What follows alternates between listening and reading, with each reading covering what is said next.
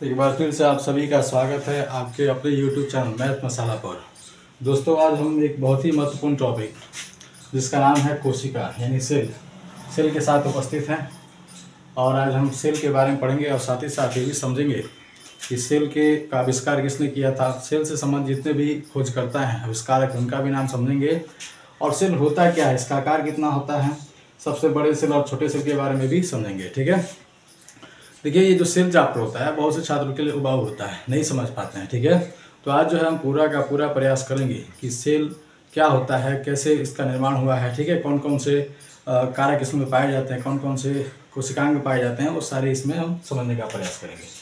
पूरा प्रयास किया जाएगा कि आपको ये सेल चैप्टर समझ में आना शुरू हो जाए। ठीक है, तो ऐसे में सेल चैप्टर तो बहुत बड़ा है। ठीक है, तो ऐसे में हम छोटे छोटे पार्ट करके सेल को समझाने का प्रयास करेंगे। तो आज जो है, आज ये वीडियो सेल के लिए पहला चैप्टर है, पहला भाग है। ठीक है, देखिए सेल, सबसे पहले सेल जो है क्या होता है समझेंगे। जीवों की संरचनात्मक एवं क्रियात्मक इकाई को कोशिका कहते हैं। ठीक है, यानी कोई भी जो जीव होता है ना, वो छोटे छोटे कोशिकाओं से मिलकर ही बना होता है।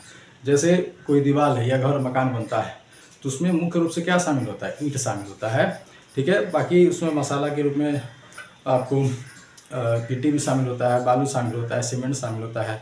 इसको अगर हम नज़रअंदाज कर दें तो मुख्य रूप से क्या रहता है, ईंट ही होता है। ठीक है, तो इस ईंट को अगर कहा जाए कि ये दीवार का क्या है, सेल है, उसी प्रकार से हम लोग का शरीर भी जो है ना, वो सेल से ही मिलकर के बना होता है। ठीक है, तो आप ध्यान रखिएगा, जीवों की संरचनात्मक एवं क्रियात्मक इकाई को कोशिका कहते हैं। ठीक है, और यह जो है जीव द्रव से बनी एक संरचना है। जीव द्रव से बनी एक संरचना है जिसमें विभिन्न रासायनिक तत्व संयोजन कर कार्बनिक एवं अकार्बनिक यौगिक के रूप में उपस्थित रहते हैं। ठीक है, तो ध्यान दीजिएगा, ये जो है ना जीव द्रव से बनी एक संरचना है जिसमें विभिन्न प्रकार के रासायनिक तत्व, ठीक है ना, आपस में संयोजित करके कार्बनिक और अकार्बनिक यौगिक के रूप में स्थित रहते हैं। ठीक है, इसमें जल भी पाया जाता है। ठीक है, लवण भी पाए जाते हैं, न्यूक्लिक एसिड भी पाया जाता है, प्रोटीन भी पाया जाता है, कार्बोहाइड्रेट भी पाया जाता है। ठीक है, तो ध्यान रहेगा, कोशिका क्या है कि जीवों की संरचनात्मक और क्रियात्मक इकाई है। ठीक है, इसमें क्या होता है, जीवद्रव होता है जिसमें जो है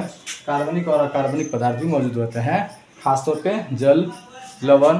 ठीक है, उसके अलावा न्यूक्लिक एसिड, कार्बोहाइड्रेट, प्रोटीन इत्यादि भी शामिल होते हैं। ठीक है, अब यहाँ हम समझते हैं कि कोशिका का आकार। तो कोशिका का जो आकार है वो 1 माइक्रोमीटर से लेकर के 30 मिलीमीटर तक होता है। 1 माइक्रोमीटर से लेकर के 30 मिलीमीटर तक होता है। ठीक है, इस सबसे बड़ी कोशिका की बात करें तो शुतुरमुर्ग का अंडा होता है। ठीक है, सबसे बड़ी कोशिका की बात करें तो कौन सा हो जाएगा, शुतुरमुर्ग का अंडा। ठीक है, मानव में सबसे बड़ी कोशिका ओवम है जिसको हम अंडाणु कहते हैं। ठीक है, और सबसे लंबी कोशिका की बात की जाए तो तंत्रिका कोशिका है। ठीक है, सबसे बड़ी हो जाएगी ओवम और सबसे लंबी हो जाएगी तंत्रिका कोशिका। ठीक है, सबसे छोटी कोशिका की बात करें तो माइकोप्लाज्मा, क्या बोलेंगे, माइकोप्लाज्मा सबसे छोटी कोशिका है। और मानव में सबसे छोटी कोशिका की बात करें तो वो है स्पर्म यानी शुक्राणु है। ध्यान रहेगा, फिर से देखिए, आकार जो है 1 माइक्रोमीटर से लेकर के 130 मिलीमीटर तक हो सकता है। सबसे बड़ी कोशिका की बात करें तो शुतुरमुर्ग का अंडा है। ठीक है, और सबसे बड़ी कोशिका मानव में देखिए, मानव में तो वो है ओवम यानी अंडाणु। और साथ साथ इसमें लंबी की बात की जाए तो तंत्रिका कोशिका है। ठीक है, सबसे छोटी कोशिका की बात करें तो माइकोप्लाज्मा है और मानव में सबसे छोटी कोशिका की बात करें तो स्पर्म है। ठीक है, ये रहा बात कि कोशिका क्या है और ये कोशिका में सबसे बड़ा छोटा कौन होता है, ये हो गया। ठीक है, अब हम समझेंगे कोशिका की संख्या। देखिए, हर एक जीवों में जो है ना कोशिका की संख्या अलग अलग होती है। जितने ही छोटे आकार के जीव होंगे हो सकता है उनमें कोशिकाओं की संख्या छोटी होगी। अगर उनमें बड़े कोशिकाएं पाई जाती होगी, बड़ी आकार में कोशिकाएं पाई जाती है, तो हो सकता है कि उसमें थोड़ी कम कोशिका की संख्या हो। लेकिन आप इतना ध्यान रखिए कि जितने भी जीव होते हैं उन सभी में कोशिकाओं की संख्या जो है अलग अलग होती है, एक जैसी नहीं होती है।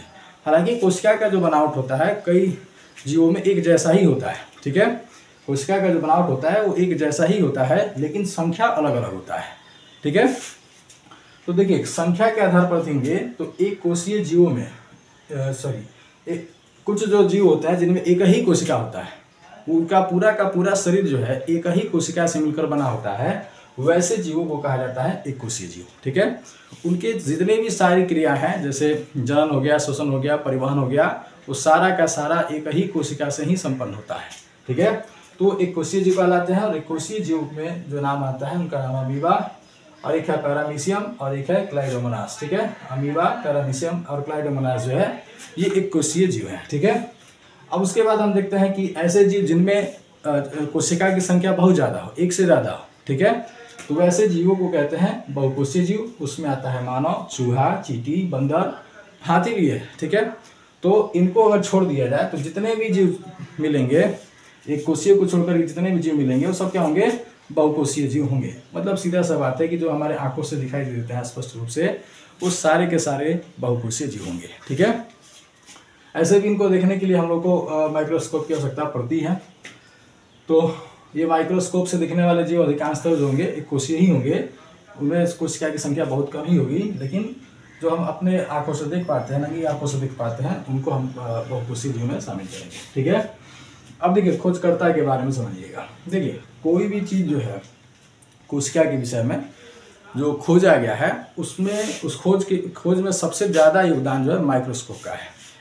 जब तक माइक्रोस्कोप का खोज नहीं हुआ था तब तक कोशिका के बारे में कोई विशेष जानकारी नहीं थी। यहाँ तक कोशिका के बारे में कोई जानता भी नहीं था, सुना ही नहीं था। ठीक है, तो जैसे ही माइक्रोस्कोप का खोज हुआ तब से कोशिका के बारे में ज्ञान जो है मिलना शुरू हो गया, खोज होना शुरू हो गया, कोशिका के बारे में लोग समझने लगे। ठीक है, तो 1665 में एक व्यक्ति थे जिनका नाम था रॉबर्ट हुक। ठीक है ना, रॉबर्ट हुक ने माइक्रोस्कोप का खोज किया था। ठीक है, सबसे पहले माइक्रोस्कोप का खोज रॉबर्ट हुक ने किया था 1665 में। ठीक है, अब इसी माइक्रोस्कोप की सहायता से उन्होंने मधुमक्खी का जो छाता होता है, उसमें देखेंगे छोटा छोटा खंड होता है। ठीक है, उसी छोटे खंड को इन्होंने सेल कहा। ठीक है, तो स्पष्ट क्लियर समझिएगा कि जो रॉबर्ट हुक है क्या किए, किस चीज़ का खोज किए थे, माइक्रोस्कोप का, और साथ ही साथ सेल शब्द का प्रयोग किए थे।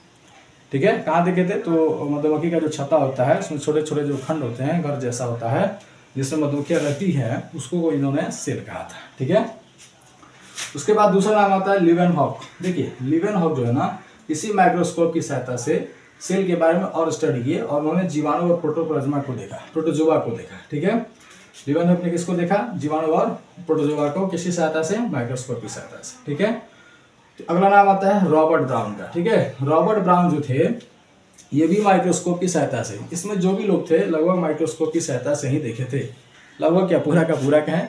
ठीक है, क्योंकि कोशिका बहुत छोटी संरचना होती है तो उसको देखने के लिए माइक्रोस्कोप का होना बहुत ही जरूरी है। ठीक है, तो रॉबर्ट ब्राउन नाम के जो व्यक्ति थे उन्होंने कोशिका के अंदर केंद्र को खोजा था। ठीक है, कोशिका के अंदर एक बड़ी सी संरचना होती है जिसको केंद्र कहा गया। ठीक है, तो केंद्र की खोज रॉबर्ट ब्राउन ने किया था।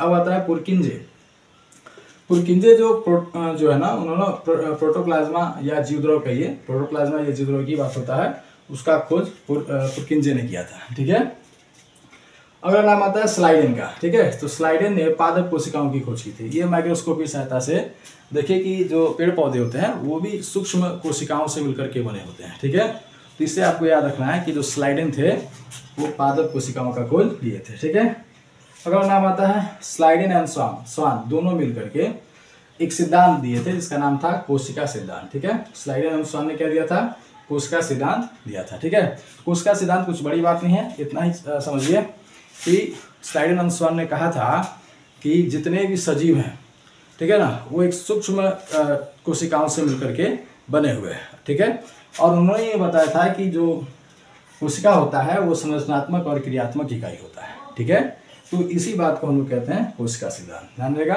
तो क्या कहेंगे, जीव जो है सूक्ष्म कोशिकाओं का बना होता है, सभी सजीव जो है सूक्ष्म कोशिकाओं के बने होते हैं, और कोशिका क्या होता है, संरचनात्मक एवं क्रियात्मक इकाई होता है। इस बात को किसने कहा था, स्लाइडेन एंड स्वान ने कहा था। ठीक है, अब आता है विर्चो का नाम, विर्चो। ठीक है ना, तो विर्चो ने कहा था कि कोई भी नई कोशिका जो है उसका निर्माण पहले से मौजूद कोशिका से ही होता है, उसमें विभाजन होता है, विखंडन होता है, तो उससे नई कोशिकाएं बनती है। ठीक है, तो नई कोशिकाओं का निर्माण किससे होगा, पहले से मौजूद कोशिकाओं से ही होगा। ठीक है, अब अंतिम में हम नाम याद रखेंगे एम नॉल एवं इरिस्का, रस्का।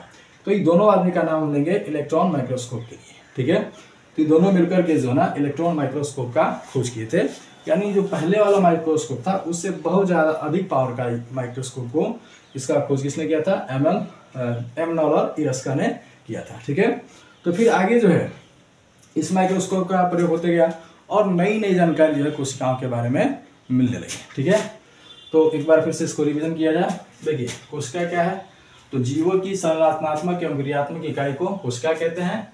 यह जीव द्रव से बनी एक संरचना है जिसमें विभिन्न रासायनिक तत्व संयोजन कर कार्बनिक एवं अकार्बनिक यौगिक के रूप में उपस्थित रहते हैं। ठीक है, तो हम उससे पहले समझाए ही थे कि जैसे दीवार में देखिए मुख्य रूप से ईंट होता है, तो ईंट को हम दीवार का कोशिका कहेंगे। उसी तरह से हमारे शरीर में भी शरीर का निर्माण भी जो है ना कोशिकाओं से ही होता है। ठीक है, तो कोशिका जो है हमारे लिए क्या शरीर की इकाई है, सजीवों के शरीर की इकाई को हम कह लेंगे कोशिका। ठीक है, अब इसका जो आकार है वो 1 माइक्रोमीटर से 130 mm तक होता है, मिलीमीटर तक होता है। ठीक है, सबसे बड़ी कोशिका की बात करें तो शुतुरमुर्ग का अंडा, शुतुरमुर्ग देखे होंगे पक्षी, टीवी में देखे होंगे, ऐसे तो अब ये विलुप्त पक्षी है।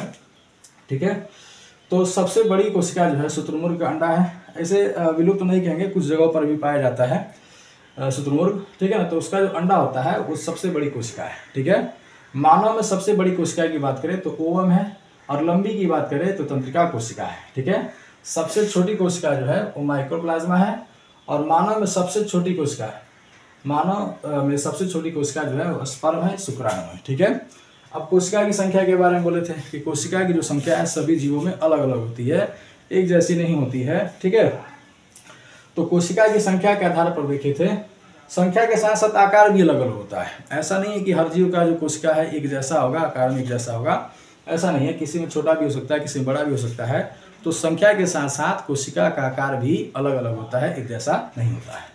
तो कोशिका की संख्या के आधार पर देखें तो जो जीव होते हैं वो 2 प्रकार के होंगे, एक कोशीय जीव और दूसरे हो जाएंगे बहुकोशीय जीव। एक कोशीय जीवों में पूरा का पूरा शरीर एक ही कोशिका का बना होता है, और उनमें सारी गतिविधियाँ जो है जैसे जीव परिवहन है, श्वसन है, रक्त परिसंचरण है, वो सभी एक ही कोशिकाओं के द्वारा होता है। ठीक है, तो एक कोशीय जीवों का नाम याद रखिएगा, अमीबा, पैरामीशियम और क्लाइडोमोनास। इसके लिए हम बोले थे कि जितने भी जीव हैं लगभग जिनको हम माइक्रोस्कोप की सहायता से देखते हैं वो सब एक कोशीय जीवों में ही आएंगे। ठीक है, सबको ना कहकर कुछ को छोड़ दिया जाए, मतलब मुख्यतः जो है जितने भी माइक्रोस्कोप से दिखे जाते हैं वो एक कोशीय में आ जाते हैं। ठीक है, बहुकोशीय जीव मानव, चूहा, चींटी, बंदर, इसमें जो है एक से अधिक कोशिकाएं पाई जाती हैं। इनमें शरीर की गतिविधियों के लिए अलग अलग कोशिकाओं का समूह पाया जाता है। ठीक है, जिसको हम लोग आगे तक कहेंगे, पढ़ेंगे अगले चैप्टर में।